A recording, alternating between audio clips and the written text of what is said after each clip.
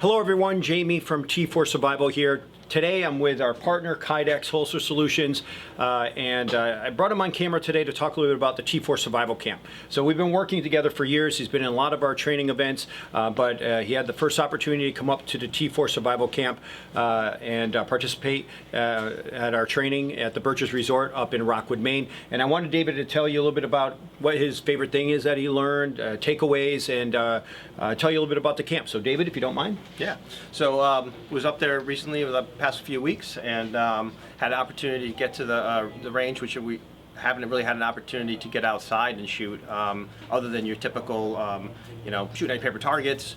The nice part about getting up to the T4 Survival Camp was it gave you the opportunity to use that movement and actually have that run and gun type of scenarios and how to handle certain situations you come into, such as one thing I did enjoy was the carjackings, how to handle carjacking, what my part was in a carjacking, and how to communicate ahead of time. And I think the biggest takeaway for me was always having a plan.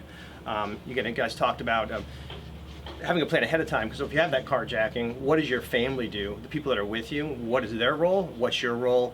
And how you handle that situation, because it could change, pretty drastically, as we saw. Absolutely. We cover a lot of that in home invasion scenarios, active shooter scenarios, other highly violent events, and making sure you always have a family plan and give you the information of how to put that plan together. What was your favorite part? You mentioned the carjacking. Would that be the favorite part of what you did in the training? I think some of the scenarios that we did outside, aside just from carjacking, was finding the target, being able to identify the target, because you're going to come into situations, as you guys described, where you're not always going to be sure of who's the target, but being able to identify that person and having multiple bystanders around, I think that's definitely a challenge. Absolutely, yeah. Having a group of targets and having threat identification on multiple targets is extremely important as well.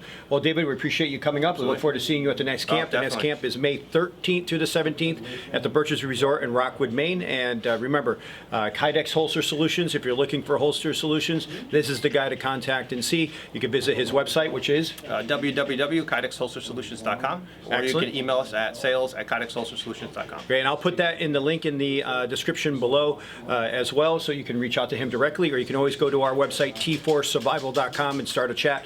Follow us on all of our social media channels, and if you have any questions, you can put them in the comments below for either of us, and we'll make sure to respond.